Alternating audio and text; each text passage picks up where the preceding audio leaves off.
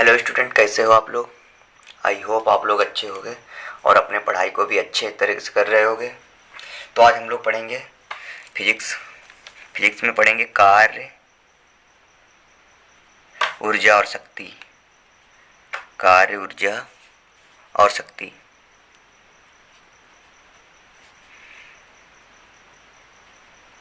English में अगर बात की जाए तो वर्क,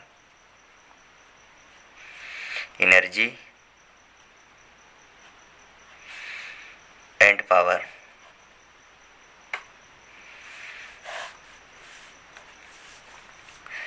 तो जो पहले पहले हम लोग हेडिंग डालेंगे कार्य। कार्य क्या होता है? कार्य होता है बल के परिमाण, बल के परिमाण बल के परिमाण F तथा तय किए गए विस्थापन के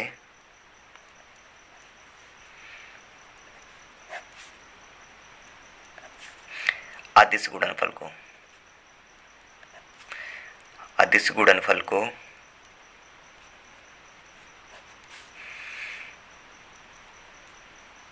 कार्य कहते हैं।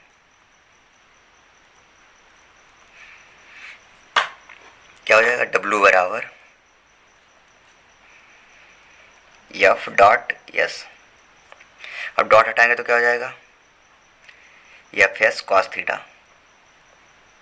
W बराबर FS cos थीटा। ये हमारा होगा कार्य। अगर इसमें बात की जाए कार्य में, पहली कंडीशन, यदि थीटा बराबर 0, यदि थीटा बराबर 0 डिग्री, यानी कार्य विस्थापन की दिशा में किया जा रहा है। कार्य विस्थापन की दिशा में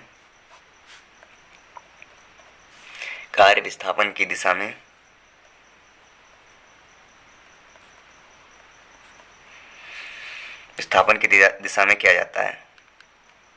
तो W बराबर क्या हो जाएगा? W बराबर FS cos 0। cos 0 का मान कितना होता है? cos 0 का मान होता है 1, तो कितना हो जाएगा? FS इंटू 1 कितना हो जाएगा? FS हो जाएगा। अब दूसरी कंडीशन लेते हैं। दूसरी कंडीशन यदि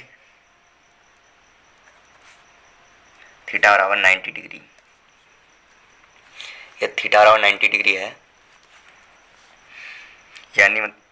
यानी कार्य विस्थापन के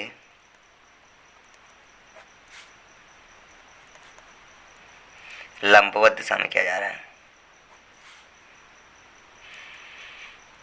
लंबवत दिशा में किया जाता है। तो क्या हो जाएगा? यहाँ पर कार्य की बात करें तो W बराबर क्या हो जाएगा? FS cos 90।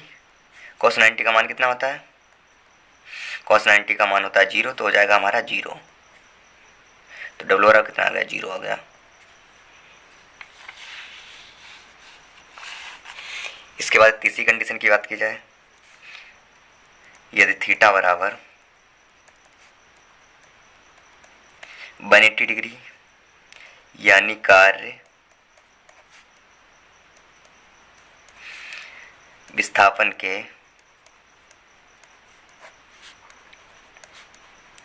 विपरीत दिशा में किया जा रहा है।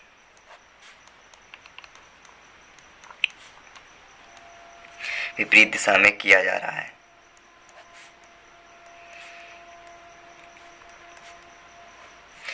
तो W बराबर कितना हो जाएगा?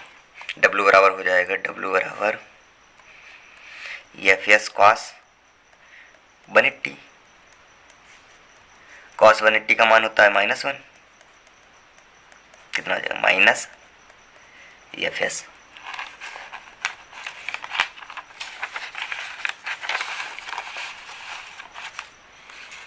W बराबर हो जाएगा -FS।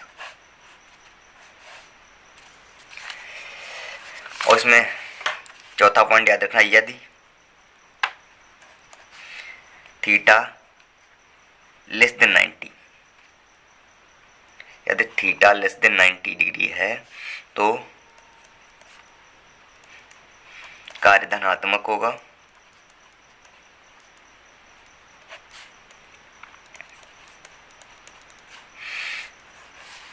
और यदि थीटा ग्रेटर देन 90 डिग्री है तो कार्य ऋणात्मक होगा।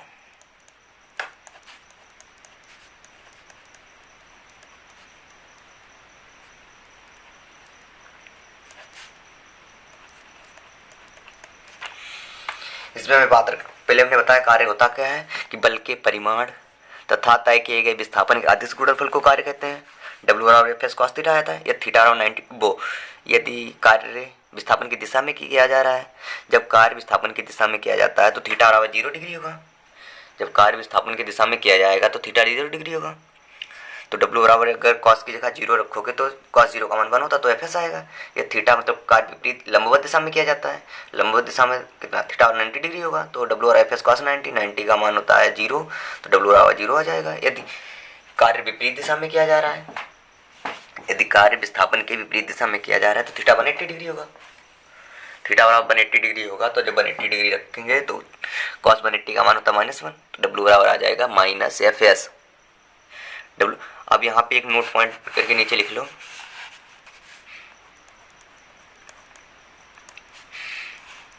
0 डिग्री पर 0 डिग्री कोण पर कार्य का मान अधिकतम 0 डिग्री कोण पर कार्य का मान अधिकतम तथा 180 डिग्री के कोण पर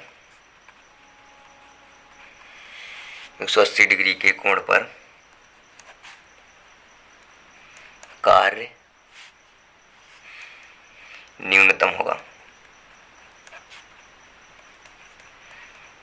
क्योंकि देखो जब कॉस 0 रख रहे हैं तो एफ एस आ रहा है, प्लस में आ रहा है कॉस में, जब 0 डिग्री रख रहे हैं तो एफ एस कॉस थीटा होता है, 0 डिग्री का मान 1 होता है तो डब्ल्यू बराबर आ रहा है F S cos 1, F S cos theta को जगह 0 रखोगे तो 1 आ जाएगा तो डब्ल्यू बराबर एफ एस हो जाएगा।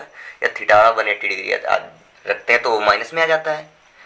अगर कोई चीज़ 0 है एक माइनस में है तो माइनस वाली हमेशा छोटी होगी। इसलिए अगर कोई क्वेश्चन में दिया हुआ है उसमें अगर न्यूनतम की बात की जाए कि इसमें कार्य न्यूनतम कब होगा तो सीधे से वहाँ पे लिख देंगे कि जब थीटा का मान 180 डिग्री होगा तब कार्य ऋणात्मक होगा, मतलब सबसे कम होगा। और जब थीटा का मान 0 डिग्री होगा तब कार्य सबसे अधिक होगा। बस इतना याद रखना है। अब नीचे हम लोग अब इसके बाद क्या देखें इसमें, इसमें लिख लो इसके मात्रक क्या होते हैं। यहाँ पे लिखो कार्य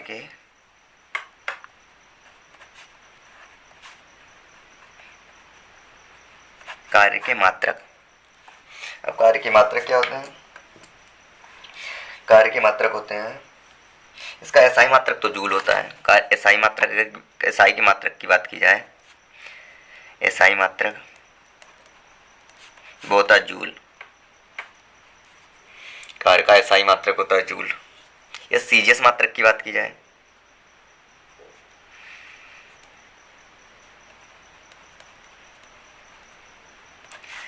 सीजीएस मात्रक की बात की जाए वो होता है अर्ग। सीजीएस मात्रक होता है अर्ग। इसके अन्य मात्रक भी होते हैं, यहाँ पे लिख लो अन्य मात्रक। अन्य मात्रक किसके कौन कौन से होते हैं? अन्य मात्रक होते हैं जैसे इलेक्ट्रॉन वोल्ट, ईवी, एमईवी और होते हैं किलोवाट आवर,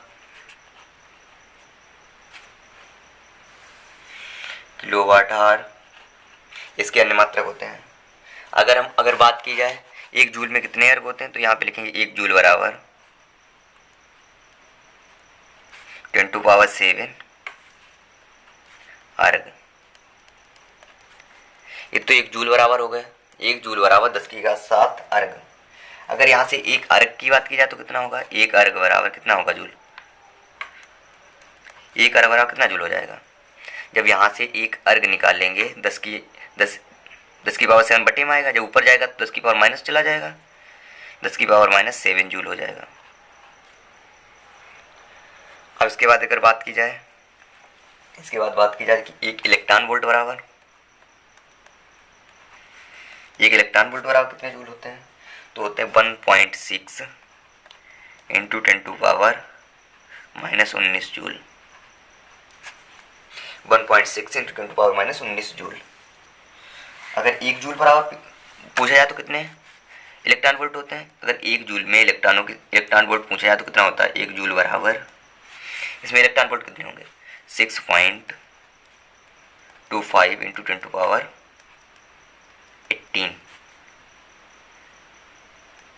इलेक्ट्रॉन वोल्ट। अगर आप लोगों को पता करना चाहिए कैसे आया, तो इसको यहाँ से 1 जूल बराबर निकाल लेना है, ये वाला इसके बटे में आ जाएगा, हाँ सॉल्व कर लेना, आ जाएगा आंसर।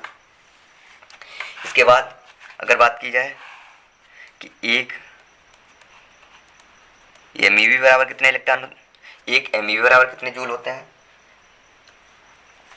तो हो जाएगा 1.6 इंटू 10⁻−13 जूल।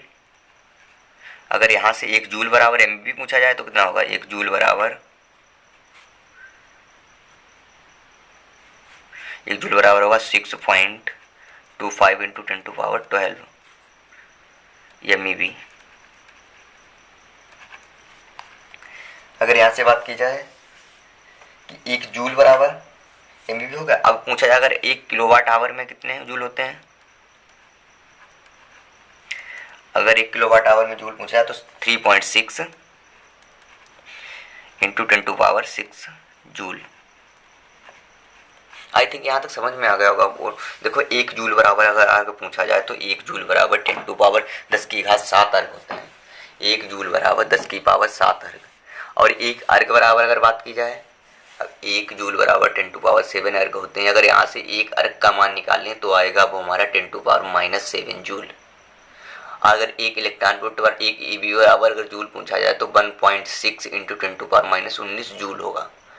अगर 1 जूल बराबर हमें इलेक्ट्रॉन वोल्ट निकालने हैं तो 6.25 इंटू 10⁻18 इलेक्ट्रॉन वोल्ट। अगर यहाँ से हम लोग निकालें कि सर जी जूल, अब यहाँ से हम अगर एक कहें सर जी एक ऐसे आया 6.25 इंटू 10⁻18 जूल इलेक्ट्रॉन वोल्ट, तो यहाँ से देखो 1 जूल बराबर रखेंगे तो ए वाली जो वैल्यू है वो इसके बटे में आ जाएगी। इसके जब बटे में आएगी सॉल्व करोगे तो इतना आ जाएगा 6.25 इंटू 10⁻18 इलेक्ट्रॉन वोल्ट। अगर 1 MeV बराबर पूछा जाए कितने जूल होते हैं तो 1.6 इंटू 10⁻13 जूल। अगर यहाँ से 1 जूल बराबर MeV निकालना हो तो 6.25, इसको ये वाली वैल्यू है इसके बटे में आएगी, इसके बटे में आएगी, सॉल्व करोगे तो ये वैल्यू आ जाएगा 6.25 इंटू 10⁻12 MeV।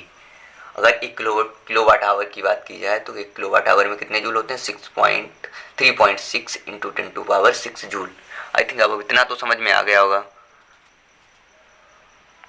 अगर इसके बाद बात की जाए, इसके बाद क्या आता है, इसके बाद आता है ऊर्जा।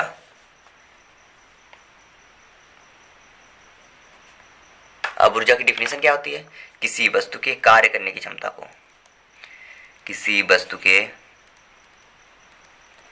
कार्य करने की क्षमता को, कार्य करने की क्षमता को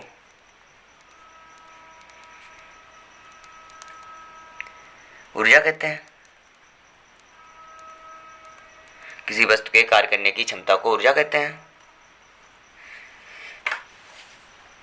ऊर्जा की देखो, और ऊर्जा के मात्रक और विमा यहाँ पे लिख लोगे, इसके मात्रक और विमा, इसके मात्रक और विमा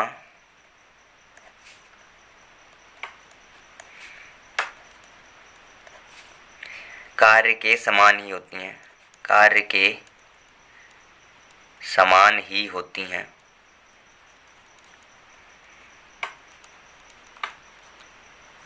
इसके और मात्रक और विमा कार्य के समान ही होती हैं।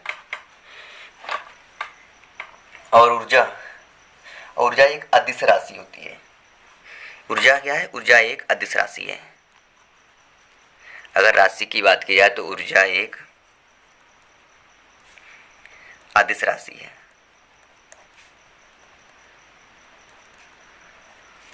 अब अगर बात की जाए इसके बाद होता है ऊर्जा के प्रकार। अब ऊर्जा के कौन कौन से प्रकार होते हैं? ऊर्जा के कौन कौन से प्रकार होते हैं? ऊर्जा के बहुत सारे प्रकार होते हैं। जैसे कौन कौन से? जैसे हमारा है यांत्रिक ऊर्जा है,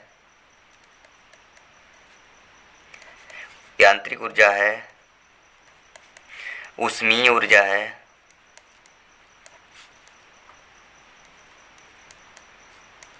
यांत्रिक ऊर्जा हो गई, ऊष्मीय ऊर्जा हो गई, चुंबकीय ऊर्जा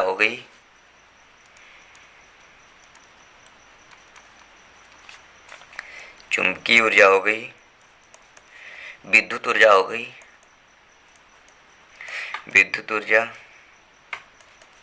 और बहुत सारी ऊर्जा है। रासायनिक ऊर्जा है, जैसे नाभिकीय ऊर्जा,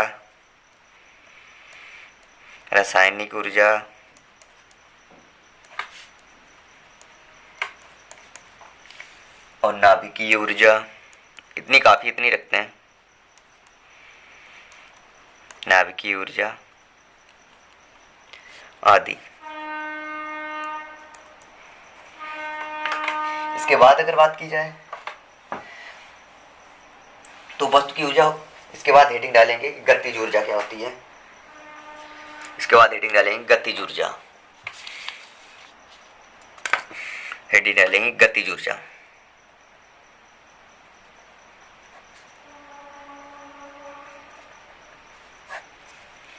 अब गतिज ऊर्जा क्या होती है? गतिज ऊर्जा होती है किसी वस्तु में उसकी गति के कारण। गतिज ऊर्जा क्या होती है? किसी वस्तु में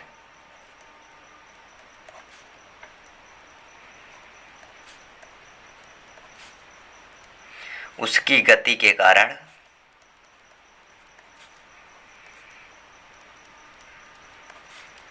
संचित ऊर्जा को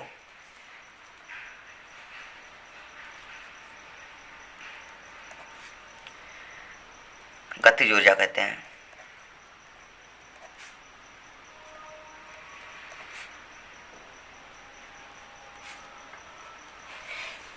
किसी वस्तु की गति के कारण संचित ऊर्जा को गतिज ऊर्जा कहते हैं। और इसमें एक फैक्ट याद रखना, गतिज ऊर्जा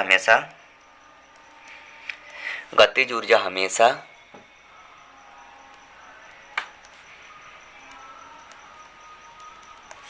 धनात्मक होती है।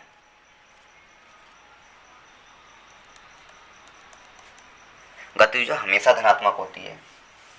अगर मान लिया जाए यदि कोई वस्तु, जैसे मान लिया है ये पहला फैक्ट लेते हैं, मान लिया कोई यम द्रव्यमान की कोई वस्तु है, कोई यम द्रव्यमान की वस्तु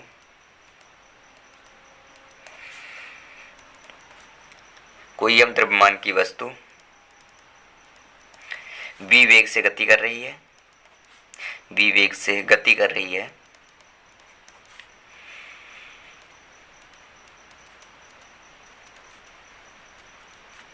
तो उसकी गतिज ऊर्जा क्या होगी? तो उसकी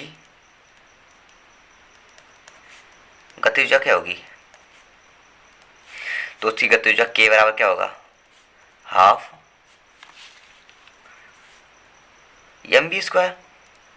इतना ध्यान रखना, यदि कोई यम द्रव्यमान की, मान लिया कोई वस्तु जो गति कर रही है उसका द्रव्यमान यम है, वो बी वेग से गति कर रही है, तो उसकी गति ऊर्जा अगर पूछी है तो 1/2 द्रव्यमान इंटू वेग का स्क्वायर, 1/2 द्रव्यमान इंटू वेग का स्क्वायर।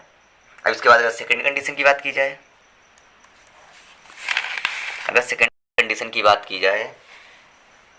कंडीशन अगर मतलब यदि कोई वस्तु है,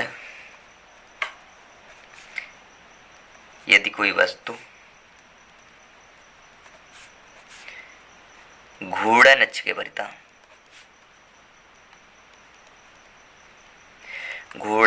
परितः गति कर रही है,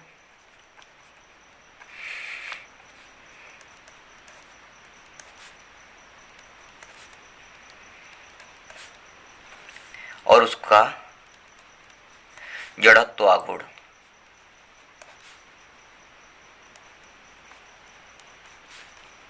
आई है, जड़त्व आघूर्ण उसका आई है, और कोणीय वेग तथा कोणीय वेग तथा कोणीय वेग ओमेगा है, तो उसकी गतिज ऊर्जा क्या होगी? तो उसकी गतिज ऊर्जा को पहली बार बोलेंगे क्या? इसको बोलेंगे घूर्णन गतिज ऊर्जा। तो घूर्णन गतिज ऊर्जा कितनी होगी? घूर्णन गतिज ऊर्जा। अब घूर्णन गतिज ऊर्जा होगी क्या? फार्मूला क्या होगा? 1/2। देखो जो हमारी जो गतिज ऊर्जा होती है, मतलब जो सिंपल गतिज ऊर्जा होती है, जैसे कोई स्ट्रेट लाइन में कर रहा है मोशन, कोई सरल रेखा में गति कर रहा है, तो वहाँ जो इसमें द्रव्यमान होता है वही घूर्णन गति में वो मोमेंट ऑफ इनर्शिया हो जाता है। तो यह मोमेंट ऑफ इनर्शिया मतलब जड़त्वाघूर्ण हो जाता है, वो जड़त्वाघूर्ण आ गया हाफ आई। और जो उसमें वेग होता है वो इसमें कोणीय वेग होता है, हाफ आई ओमेगा स्क्वायर। बस सिंपल सी बात याद रखनी है। अगर उसकी मतलब अपनी गतिज ऊर्जा की बात की जाए, खाली गतिज ऊर्जा की बात, तो हाफ mv स्क्वायर होगा। यदि घूर्णन गतिज ऊर्जा की बात की जाए तो जो उसमें द्रव्यमान होता है, जो हमारी रेखीय गतिज ऊर्जा होती है या सरल रेखा में गतिज ऊर्जा होती है, उसमें जो रेखीय वेग वो जो द्रव्यमान होता है, इसमें मोमेंट ऑफ इनर्शिया होता है, मतलब जड़त्वाघूर्ण होता है। उसमें जो वेग होता है, इसमें जो वो कोणीय वेग होता है। बस इतनी बात ध्यान रखनी है। अगर पूछा जाए गतिज ऊर्जा और संवेग में संबंध, लिख लो गतिज ऊर्जा और संवेग में संबंध।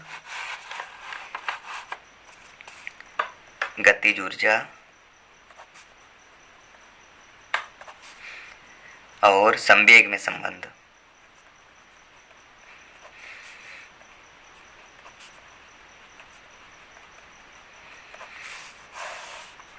अब पूछा जाए गतिज ऊर्जा और संवेग में संबंध। ये मान लिया, माना किसी वस्तु का,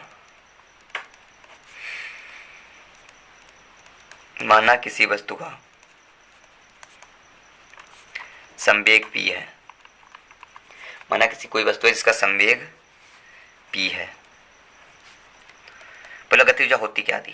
तो k बराबर क्या होता है? Half mv square. गतिज ऊर्जा होती है k बराबर हाफ mv स्क्वायर। अब इसको हम क्या लिख सकते हैं? k बराबर लिख सकते हैं 1/2 v इंटू एम भी लिख सकते हैं। 1/2 v इंटू एम भी लिख सकते हैं।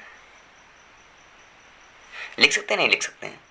या तो चलो इससे ना ध्यान रखो, ये छोड़ दो इसे, ऐसे ध्यान रखो k बराबर 1/2, यहाँ भी एम बी स्क्वायर हम लिख सकते हैं।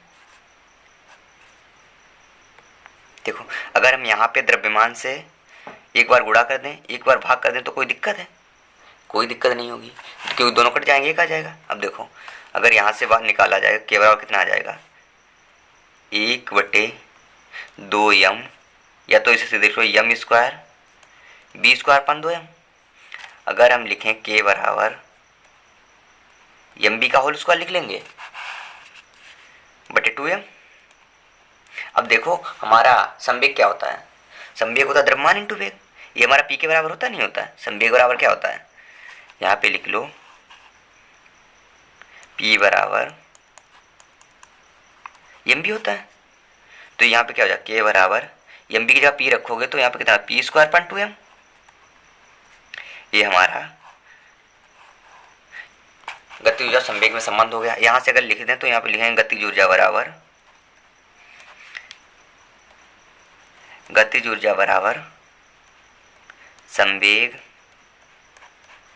संवेग स्क्वायर बटे 2 गुणे द्रव्यमान। आई थिंक अब इतना तो आप लोगों को समझ में आ गया होगा अच्छी तरीके से। हमने कुछ नहीं किया। हमारा जो गतिज ऊर्जा का क्या फार्मूला होता है? गतिज ऊर्जा का फार्मूला होता है k बराबर हाफ एम बी स्क्वायर। यहाँ पे हमने कुछ नहीं किया, एक बार द्रव्यमान से गुणा कर दिया, एक बार भाग कर दिया, इससे कुछ फर्क नहीं पड़ने वाला है। अब देखो जब इसकी इससे गुणा होगी तो एम स्क्वायर बी स्क्वायर, और 2 की एम से गुणा होगी तो 2m हो जाएगा। अब हमने एम बी होता है जो यहाँ पे एम बी का होल स्क्वायर आ जाएगा। अब जो हमारा संवेग होता है वो द्रव्यमान गुणे वेग होता है, p बराबर एम बी होता है। अब एम बी की जगह हमने p रख दिया तो p स्क्वायर 2m आ गया। अब गतिज ऊर्जा बराबर संवेग का स्क्वायर बटे 2 गुणे द्रव्यमान इतना, ये हमारा फार्मूला होता है।